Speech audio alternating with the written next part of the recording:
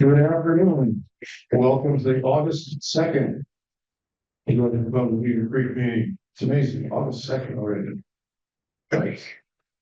Well, thank our greeters, Jim Rudd and Beth Cabelli, Eric Marcus for doing the whole table over there, basically. Beth Handworker for assisting with setup. Pete Bales, Mark Weinstein, Mark Swig for the great programs, and Jim Gendel for the website. Denny, if you're ready, I'll ask you to come forward. Identification. Sir. Well, good afternoon.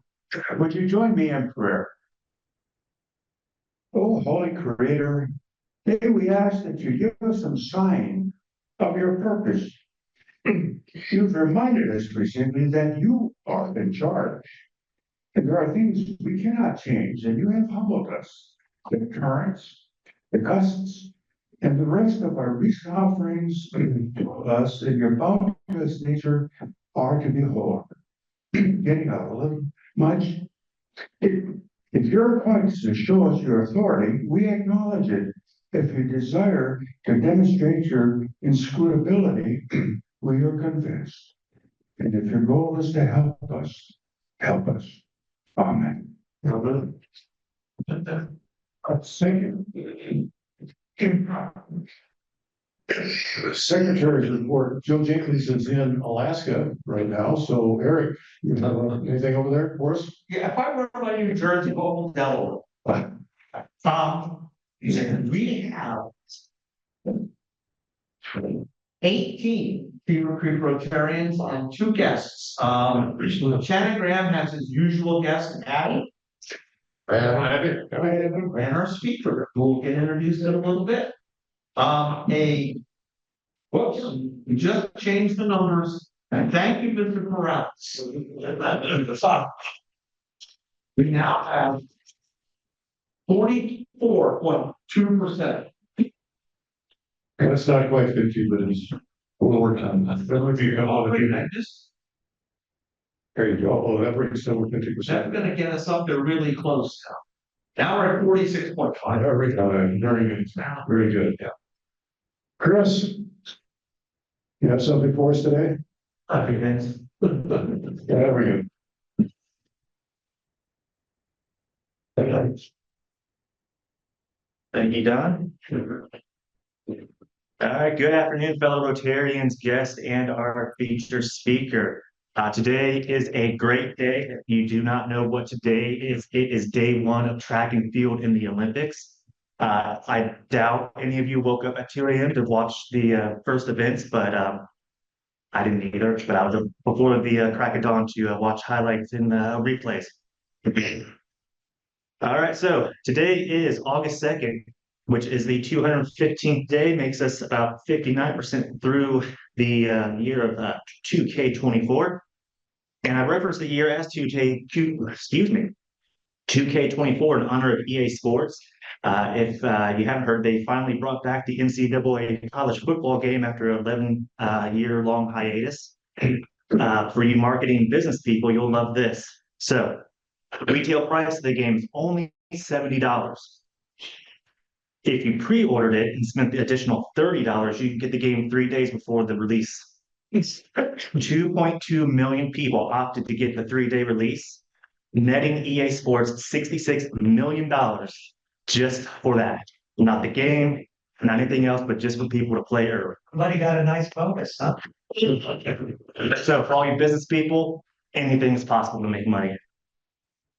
Also, good news from that, with the NIL deals that we all have heard about and EA Sports, there was 11,390 college football players from 134 schools that were eligible to receive $600 from EA Sports from the game. Jeez. 11,000 accepted, so 390 college football players missed out on an easy $600. We'll blow through birthdays, partner birthdays, anniversaries, and wedding anniversaries because there are none. So moving on to some good things that happened this day in history. 1776, the U.S. Continental Congress began formally signing the Declaration of Independence, sealing their break with the British Crown, becoming rebel colonies. 1870, the world's first underground tube railway, the Tower Subway, opened up in London. 1992, Summer Olympics in Barcelona, Belarusian artistic gymnast Vitaly, I'm not even going to attempt the last name, representing the Commonwealth of Independent States, became the first gymnast to win 6 gold medals in single games. Pommel horse wins, vault, parallel, and team, and all around. And then, of course, 2012, Michael Phelps became the first man to ever win the 200-meter individual medley, 3 Olympics in a row. He also broke another record by winning the 5th Olympic title in that same event. All right, we got a lot of things to celebrate this weekend and upcoming week. Starting off with today, it is National Water Balloon Day.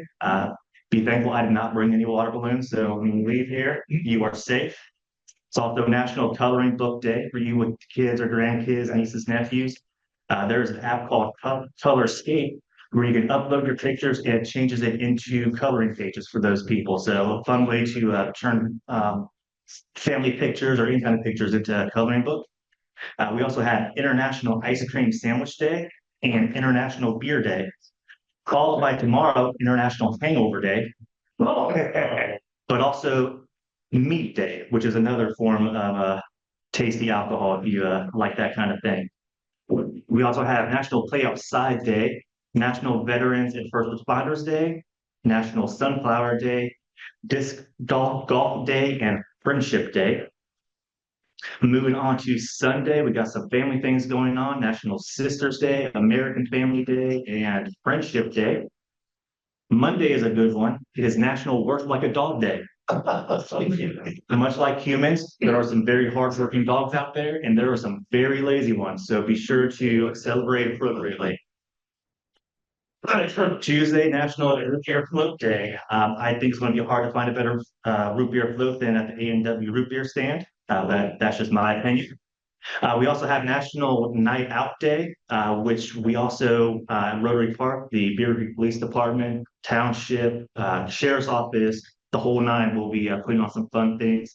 K9 units, drones, there will be a rookie cop that will probably be tased, which is always fun to watch. And then there's food trucks, inflatables for the kids, and dump tanks. So fun for everyone to be out there. It'll be from 6:30 to 8 at Rotary, or Rotary Park, I'm sorry. Wednesday, we got Purple Heart Day. Thursday, National Pickleball Day, along with National Dollar Day. The reason why it's National Dollar Day, Congress established the U.S. monetary system on that day in 1786. Does anybody remember whose face was on the very first dollar bill?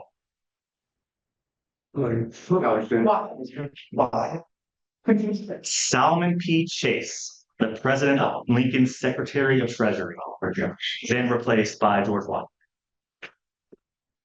All right, and then for this upcoming week, we got a couple things you can celebrate. We got International Assistant Dog Week, Stop on Red Week, which I don't see Chief here, so if you did run any red lights, you're safe here. And there's also the Sturgis Motorcycle Rally.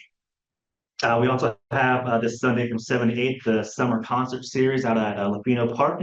The Beavercreek Chamber will do their local launch at Giordano's on Tuesday from 12 to 1.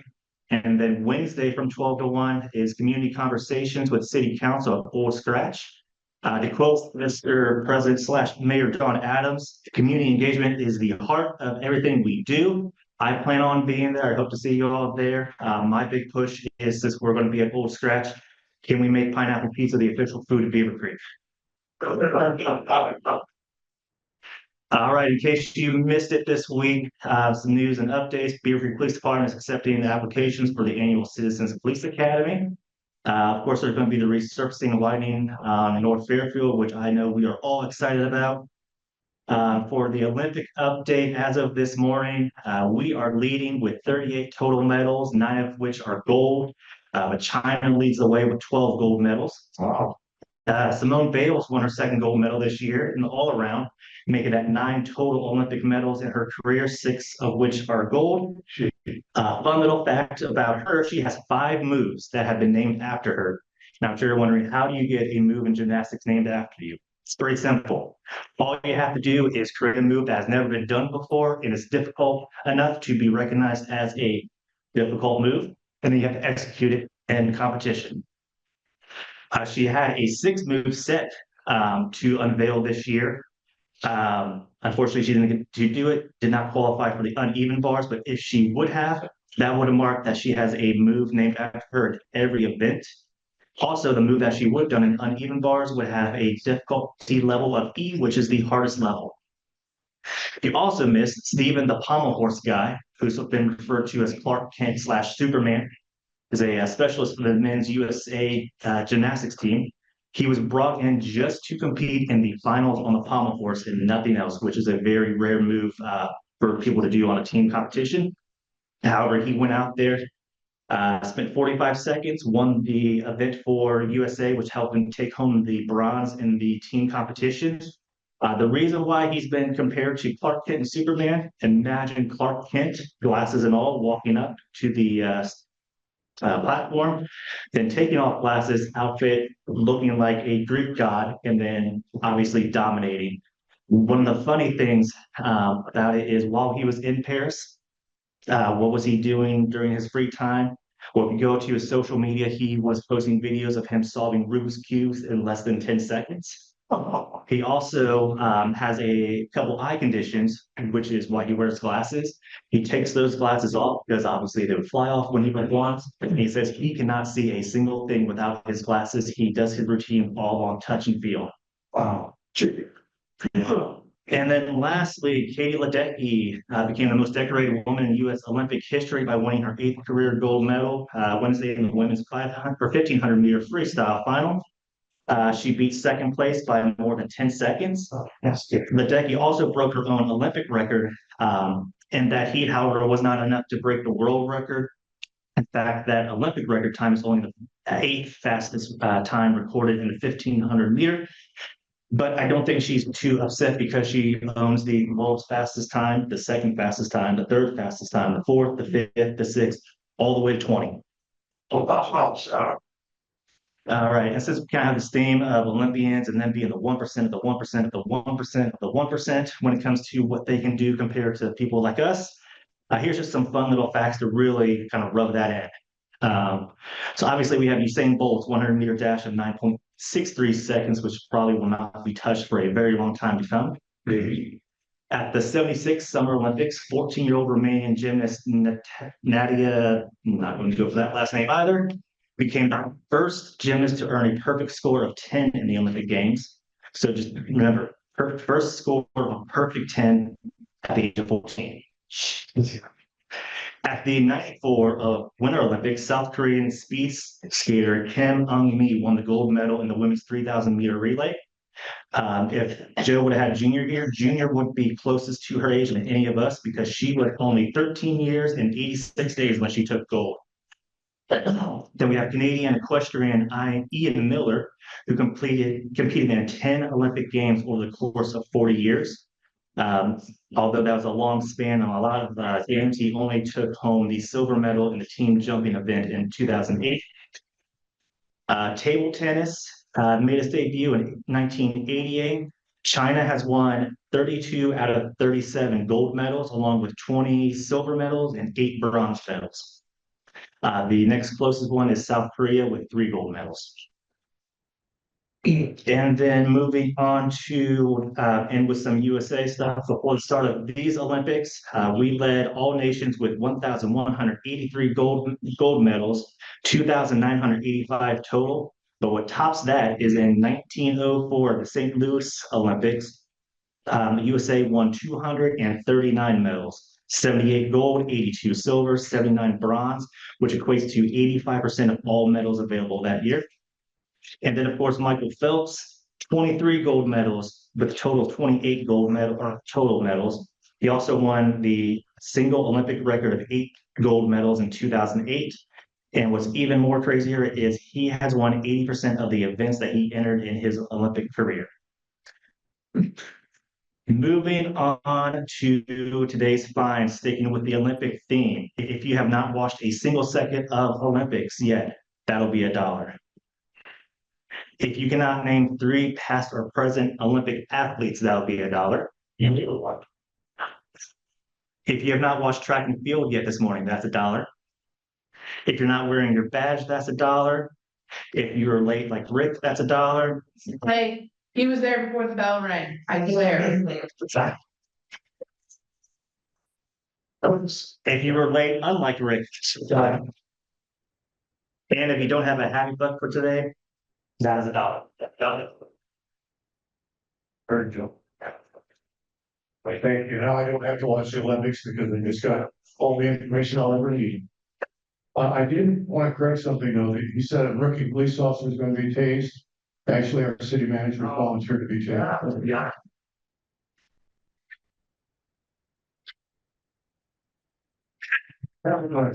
Anybody out there have guns? Get paid. Surely somebody's happy about something. He takes all our money, how can we get happy about this? Today is my daughter's 57th birthday. And she's got 5 children that live here in Beavercreek with 3 grandchildren. Becky has no problem seeing her great grandparents, but she gets a crick in her neck when she says her daughter's a grandmother.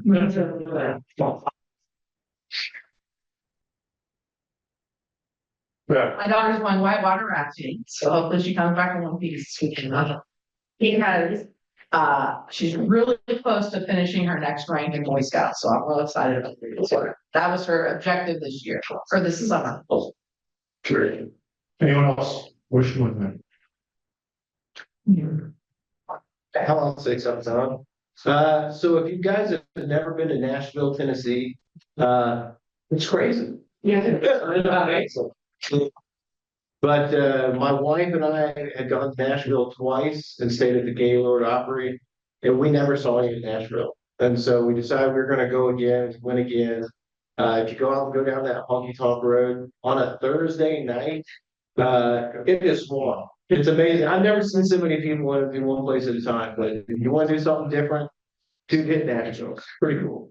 Yeah, I stayed at the Gaylord. You can spend the whole time there and not see anything else and still have a busy time. It's like staying in a botanical garden. Especially when they got organ player up there. Yeah, there you go. Anyone else? Happy books. So we're not a happy group today, are we? Ticket drawing. Half the proceeds of this goes to our Christmas basket program. And since Joe Jenkins is not here today, I know he's not going to win. So she's won the last 2. Ticket number is 168-966. Yeah. That person right after me. We're looking for the clean parts. Well,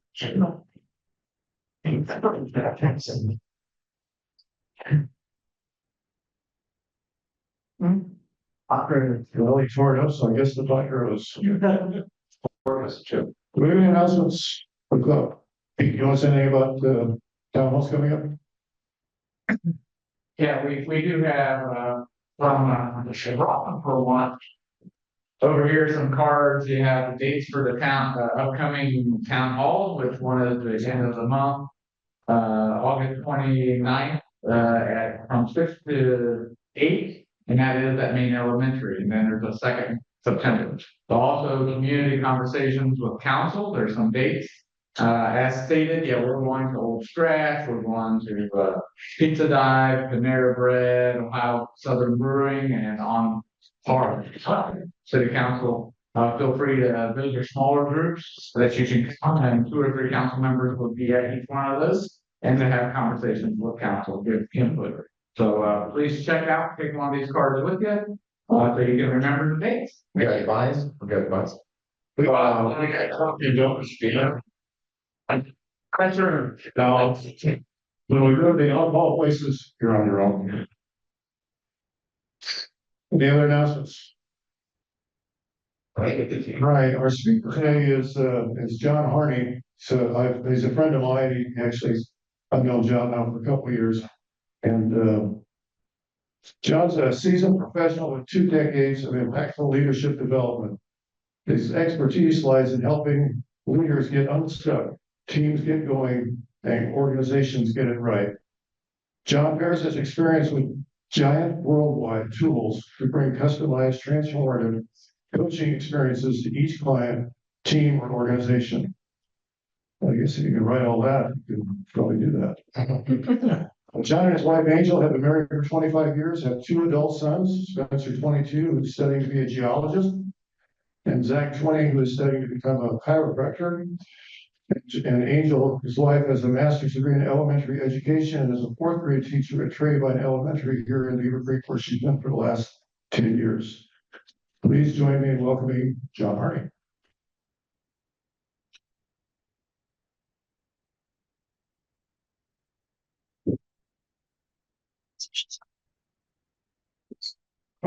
Thank you for having me. 1 second here. Technology. Presentation. Flip. There we go. Okay. Well, yeah, thank you for having me here today and excited to share something with you. I know you were told that I was going to talk about one thing, but made a little bit of a shift because I felt like it was something that might be more relevant to this crowd, something that you guys would be able to use. I put a takeaway card on the middle of the table that I give to clients and places that I do this keynote speech. It's something that you can take away to be able to use this today, and I'll reference it a little bit. But as Don said, my name is John Harney. There we go. And I am the founder of Courageous Coaching, the principal coach there. And I spent the first 20 plus years of my career in nonprofit leadership up and down the East Coast. But just at heart, I'm just a kid from Beavercreek. And so as the vortex tends to do, it sucked me back in and I found myself back here in 2016, back living close to family, especially as an only child, taking care of my aging parents.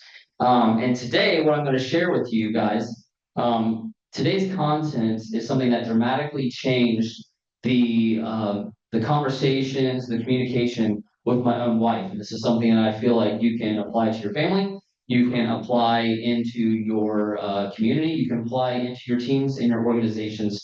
As I do teach this to teams and organizations. Like Don said, I am certified with Giant Worldwide. Don't worry if you've never heard of us. We're only about 10 years old, but we are in 120 countries worldwide. And this content that I'm sharing with you today has been shared with over 50,000 leaders across those 120 different countries there. And we are trying to make our space as the relational intelligence company. And that's important because in theory, and really only in theory, we are more connected than at any time in human history.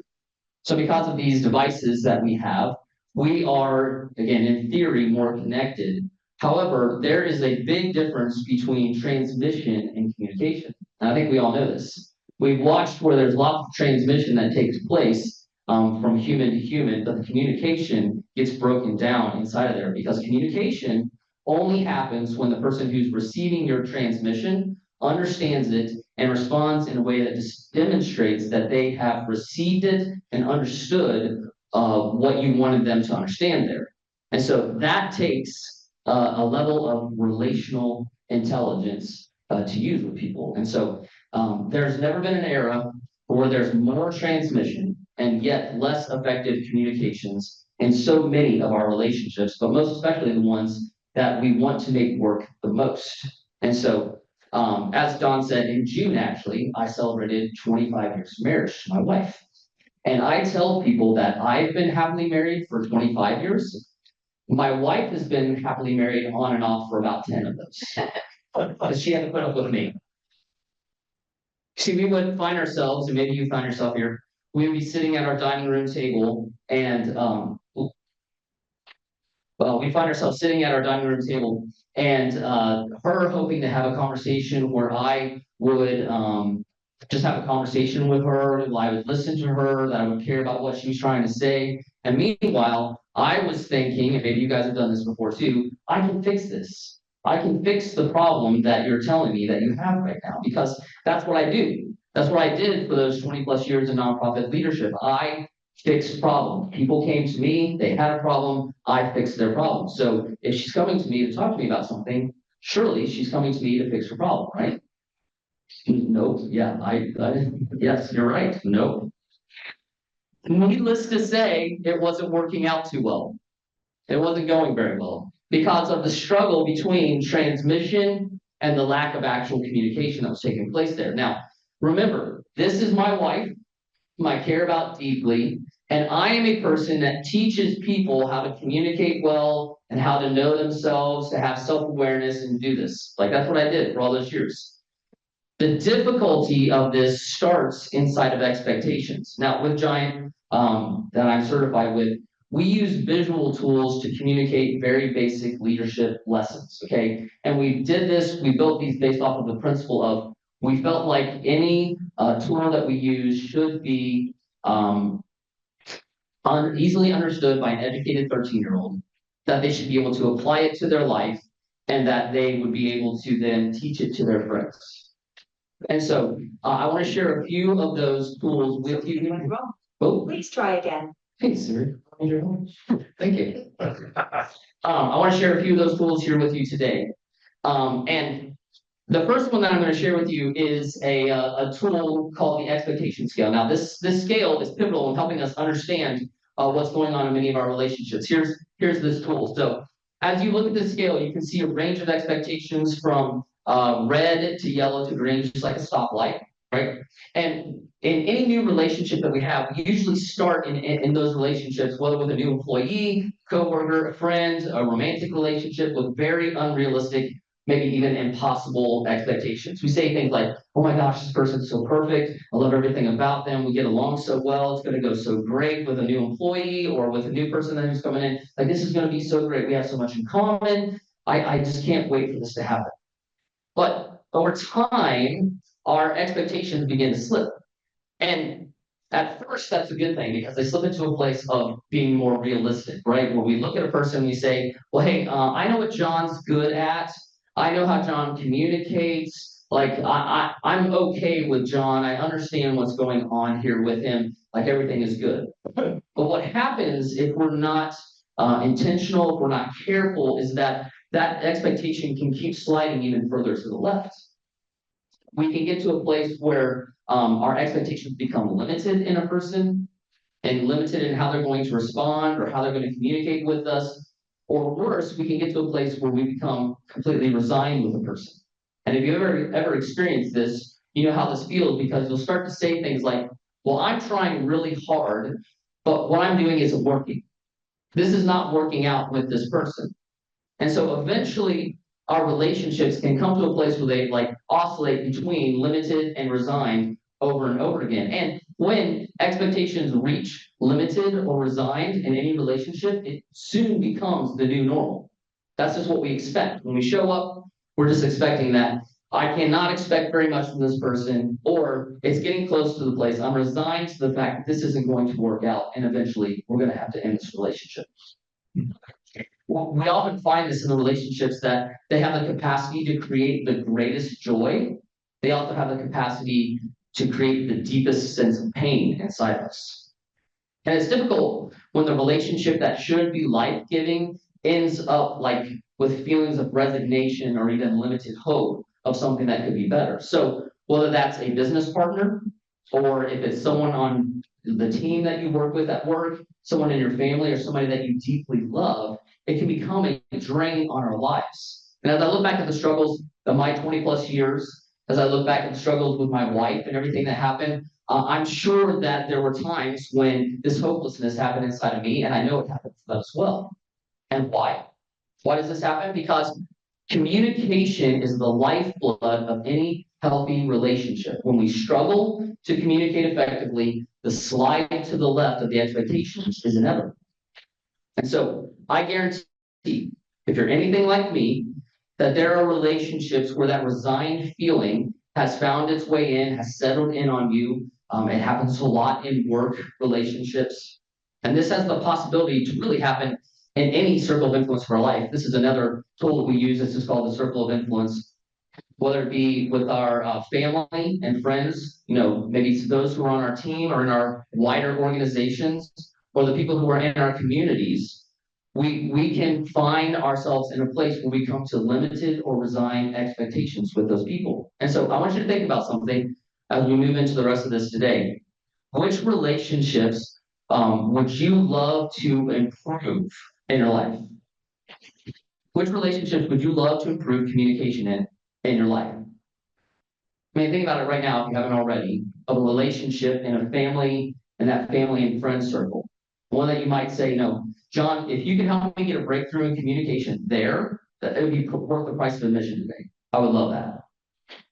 Maybe it's a child, partner, it might be a close friend, maybe somebody that you consider family. They're not really blood family, but you consider them family. Now, at one time it was really good, but now it's not.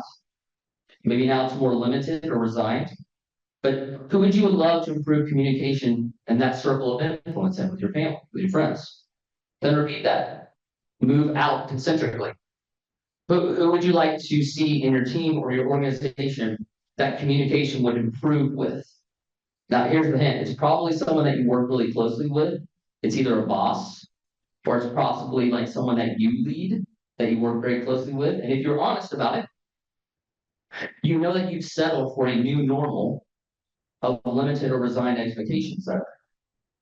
So you've almost given up, but you kind of function, but it's not all that you hope that it would be in those relationships. Okay, so hopefully you got somebody in your mind. Jot them down if you want to. Don't do it if the person's next to you. That won't help anything. Okay. Now, to make improvement happen, I'm going to give you a few steps, and then I'm going to introduce you to this communication code that's on the card in front of you. And I'm going to teach you then how to use it and get it implemented into your life. Okay, are we ready? Here we go. Step one. Everybody likes step one. You have to address the past. So step one, you have to address the past. It's the most difficult thing that you have to do, but if you don't address the past, you can't find a way to be able to actually move forward. There are certain things that, generally speaking, are the reason why that relationships break down. So what you first have to do, what I have to encourage you to do, is to address the past. And I believe that there are 4 questions that you can ask that will help you to address the past. First, you have to ask, what's it been like living on the other side of me? What's it been like living on the other side of me? If you don't know what it's like on the other side of you, you don't really have the self-awareness that you think that you do.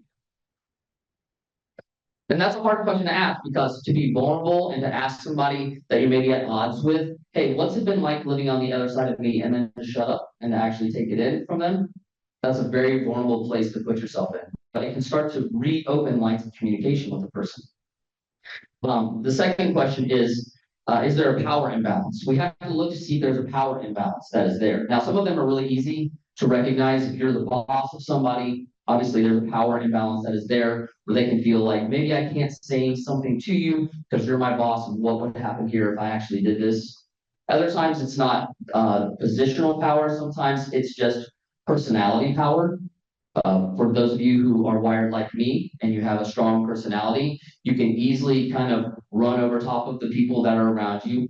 And I know for me, like, I try to be aware of the signs of a power imbalance, but it's always good to ask if there's a personality power imbalance with the people that are in your life. I never mean to, you probably never mean to, but we need to understand how we come off to that person. And too many times in my life, when I've asked this question to someone, the answer has been yes, that there's been a power imbalance. But asking the question helps us get there. And you just have to remember that this is a fact-finding mission. This isn't a defend yourself mission, right? The third question we come into then is, has relational trust been broken? Have you ever had that thought, like, I just don't trust the person?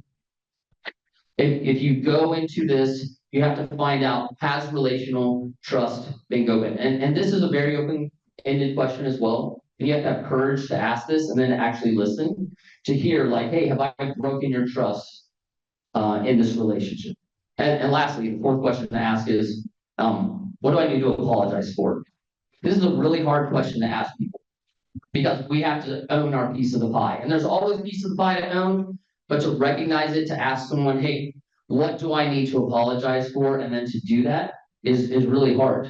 Now we've all probably done that moment in a relationship where we say, hey, well, I'm sorry for this. But what we actually mean is, I'm kind of sorry for the thing that I've done, but I'm giving you the opportunity to apologize for the thing that is clearly worse than the thing that I have done that wronged me. Either the quiet is because you've been there, or I'm the only one that is here, and I'm the expert. Okay, but when you ask these four questions, we bring ourselves back to an even ground where we can begin to establish real communication. I find that 90% of the relationships that both parties would love to see a breakthrough, and they just settled for a new normal, and they needed somebody to take the first step to get it back to a level ground to actually be able to move forward. And when one party is prepared to go first, this initiates the process, and then there's genuine listening that goes on. And that's when then we start to see these expectations begin to go back towards the right. Now, you're not going to overnight go from, like resigned expectations to these unrealistic, sunny expectations where, everything is just perfect and no one could ever do any wrong inside of there. But you may move from resigned to limited with a person just from starting to do this. Because we're adding hope into the equation, the belief that things can be different.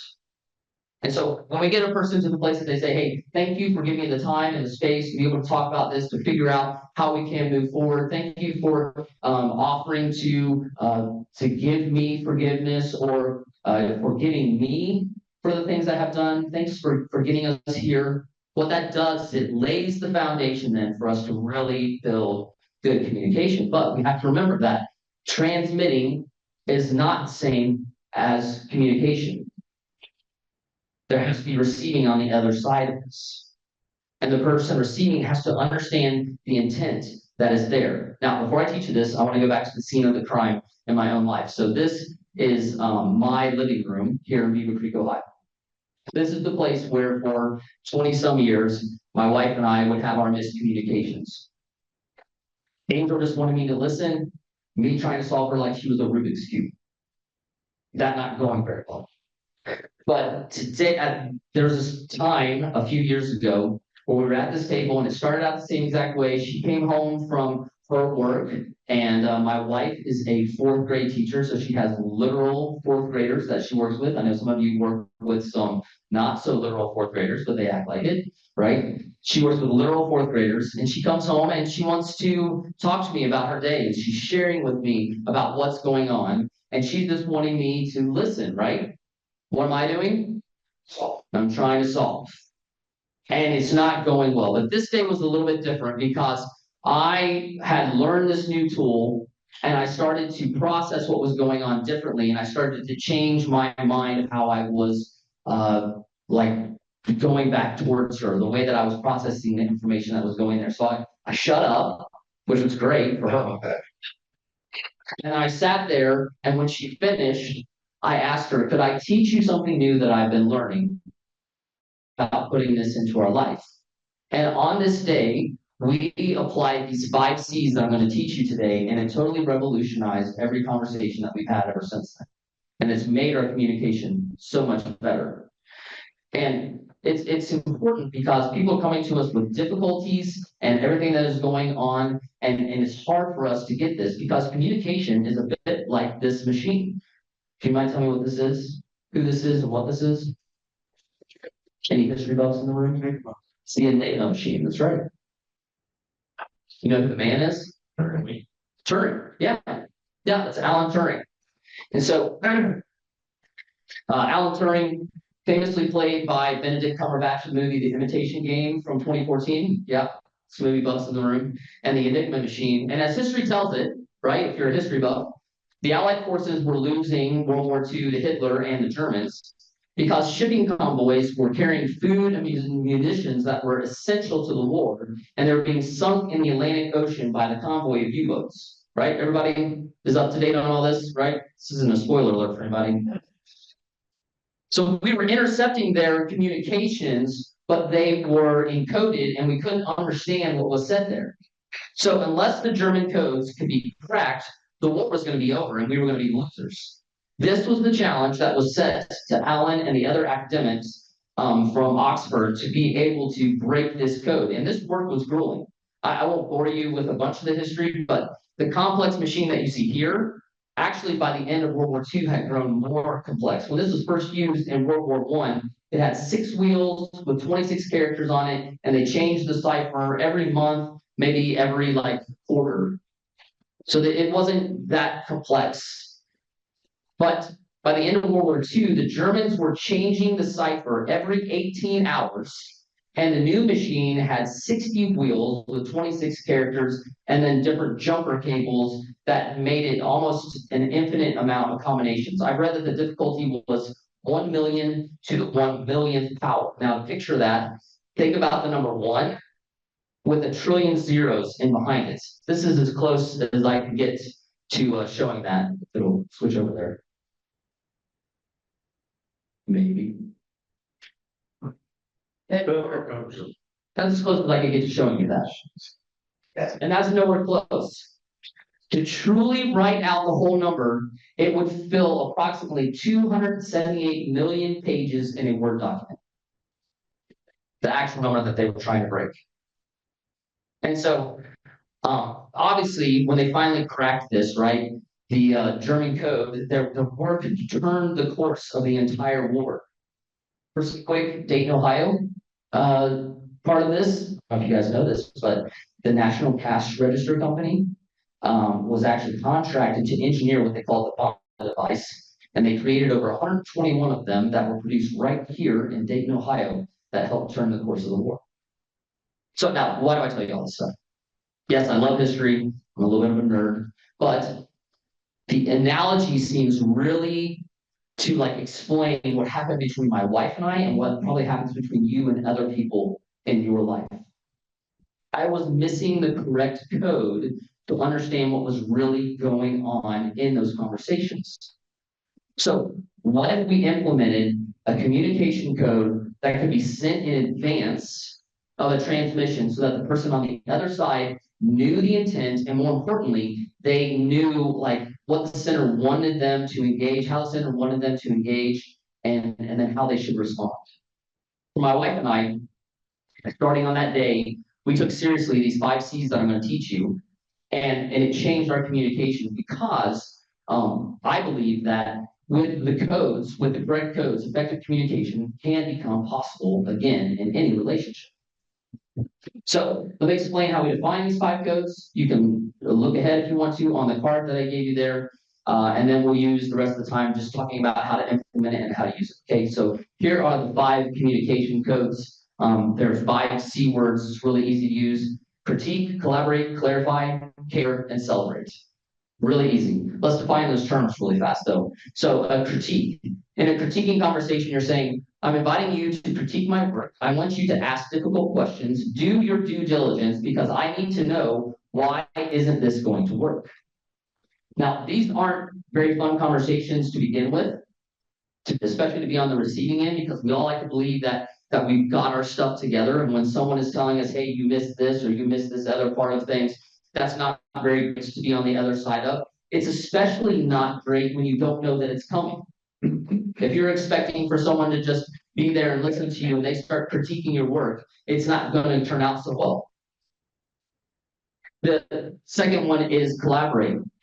When you're having a collaborating conversation, you're saying, I'm inviting you to help shape this with me. I really want your wisdom and expertise to help make sure we get the best possible outcome. Again, if you're just hoping to share life with someone and they start trying to solve something in your life, my wife and I, possibly you and your spouse, right? That can leave a lot to be desired inside of a conversation with a person. Clarifying. A clarifying conversation, you're saying, I know I have something important to share. Would you take the time to ask great questions so I can get it out? Please know that what I say first won't be where we end up, so be patient. These are very important, very necessary conversations for us to have in life because our communication styles and personalities are all very different, which is a whole talk for another day. I can nerd out with you if you want to about that. But know this, clarifying is kindness when the person knows that that is the intent of the conversation. Clarification is necessary. Caring conversations, which turns out this is what my wife was trying to have with me. I'm struggling right now. I just need a safe space to process out loud and to share my frustrations. I don't need you to solve anything I say right now. I just need to know that you're prepared to truly be present with me. I think that 90%, maybe more, of marital issues would be lessened if this was adhered to. Learning this and applying just this one into your marriage could be worth the price of admission today. And then lastly is celebrating. A celebration conversation, you're saying, I'm so encouraged. I'd love for you to celebrate this success with me. Let's make sure we truly enjoy this moment and not move on too quickly. Overall, as human beings, we're terrible at this. We're not good at celebrating things. But I believe that's mostly because we don't have a way to get started in celebrating with people. Having a code makes it easier to engage a person in celebrating with us of the accomplishments that we have in life. Now, those are the codes, but the question is, what do you do with them? So let me offer some thoughts on how to use it and how to implement it into your family, and then I'll be done today, okay? And this is on the card. So how do you use this? Well, you use the code, you first teach it. You've got to teach it to the people in your life. If they don't know the codes that are being used, you can't just go and start using these things and hope that everybody picks up on it. You have to actually sit down, teach them, hey, here's some code words that we can use to make sure that we're on the same page as we're having conversations. I've seen this used in businesses. They will use this as the construct for their like weekly stand-up meetings where they will say, hey, what do we need to celebrate right now? What's something that we need to celebrate? We need to clarify this part right now about what we're doing this week. Okay, well, Jim needs somebody to help collaborate with him on a solution for what's going on, right? We need to bring a little critique of what happened last week. The teams will use this as an outline for them. But you got to teach it to people first, and then you just have to start using it. You have to use it by saying things like, hey, could I offer some critique? Just use the word in your sentence. Could I offer some critique? Hey, would you have a critiquing conversation with me right now? Could we have a clarifying conversation? We need to make sure we're on the same page. We have a clarifying conversation. Would you collaborate with me to find the best results? Right? Would you collaborate with me? We just need to find the best result. Would you collaborate with me right now? I'm just hoping to have a caring conversation with you.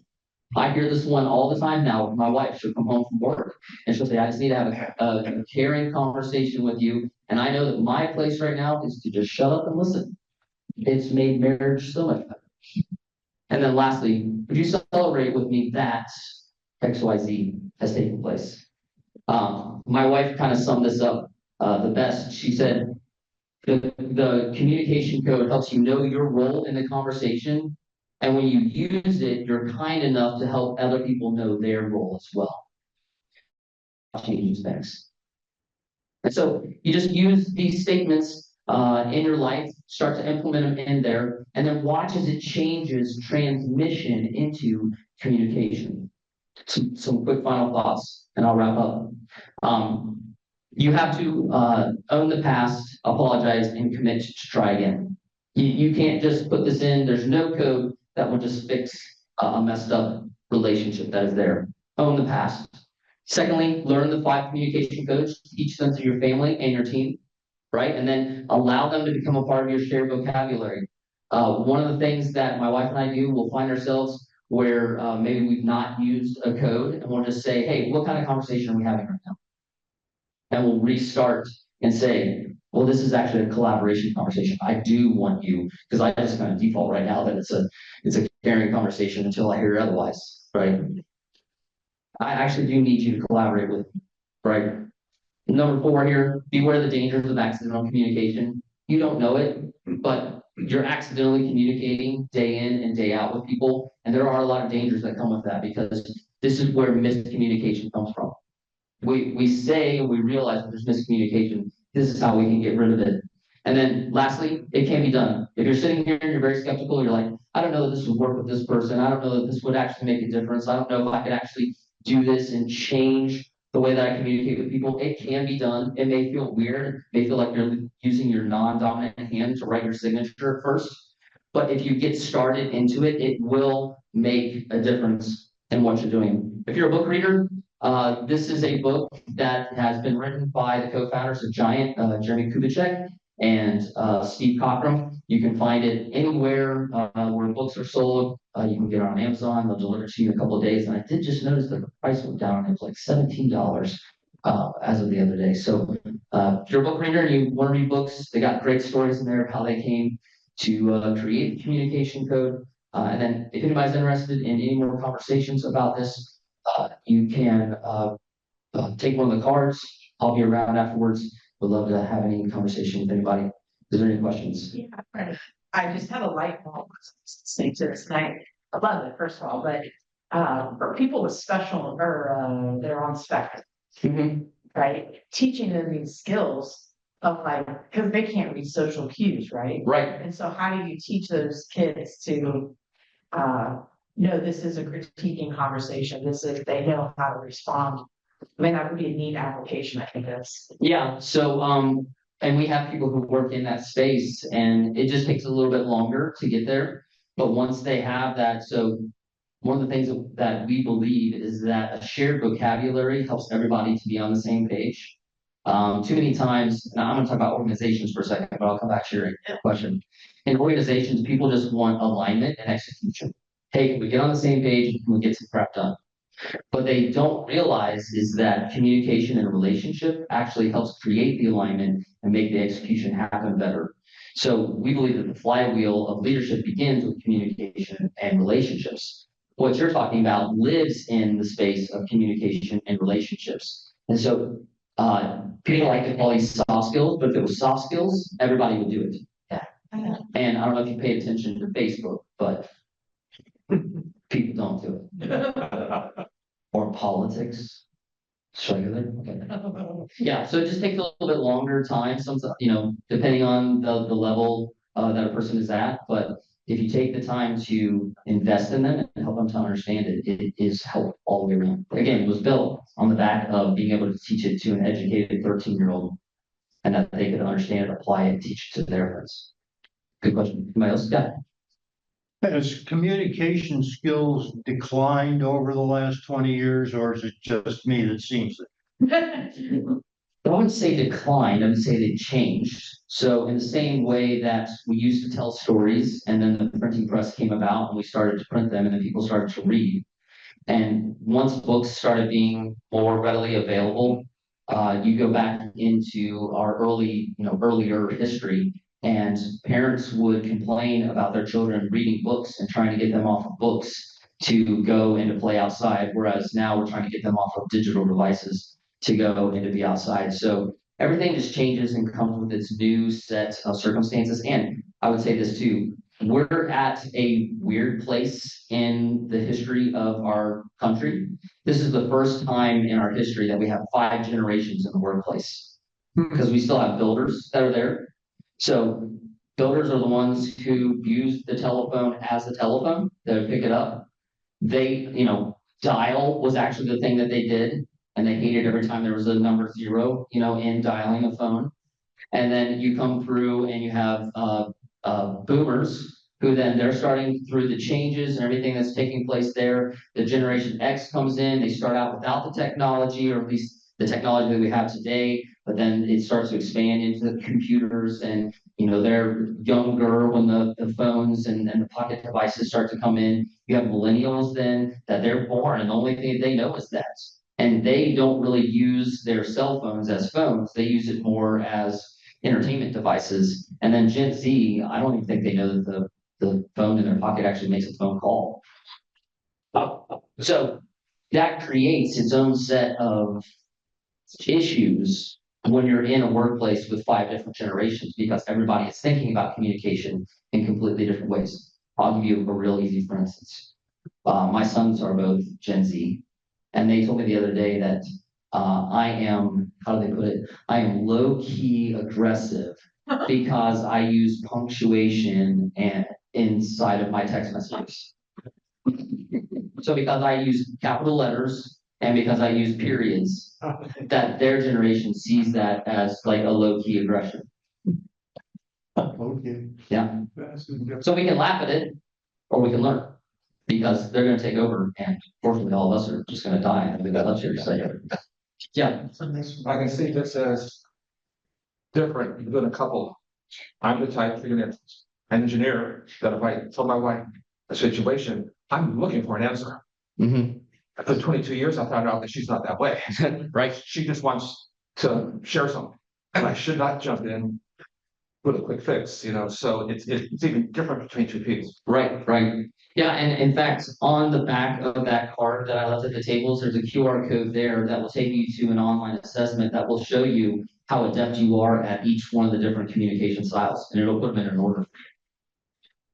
So if you want to learn a little bit more about your own natural communication styles, you can scan that QR code and take, it's like 10 minutes long. It'll ask you some questions, and it'll show you where you kind of naturally go to.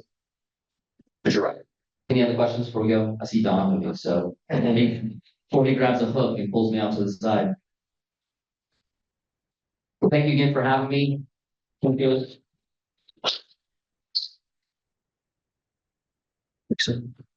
Thanks, John. I do know a couple of people that have taken his classes and it has changed the way they communicate. It was not easy. But they are working through it, so it's something to be done. That is our habit. We always provide a book to the libraries in honor of our speaker, and he's already signed this. And this one's called appropriately Kid Olympians. So that's about next week's meeting, we have Jeff Brock from the Gala of Hope. Greeters are Dave Dunst, and we have a question mark. I need a greeter for next week. So if you want to step up and be a greeter next week, Charles, thank you. We will be having a board meeting after next week's meeting as well for all the board members and anyone else who wants to stay. Keep your eye open for any upcoming events via beavercreekrotary.com or our Facebook. Is there anything else for the good of the club? Joel stand, we'll do the pledge of allegiance. Please. Pledge allegiance to the United States of America, to the republic which stands one nation under God, indivisible, with liberty. Have a great weekend, ladies. Let's make change.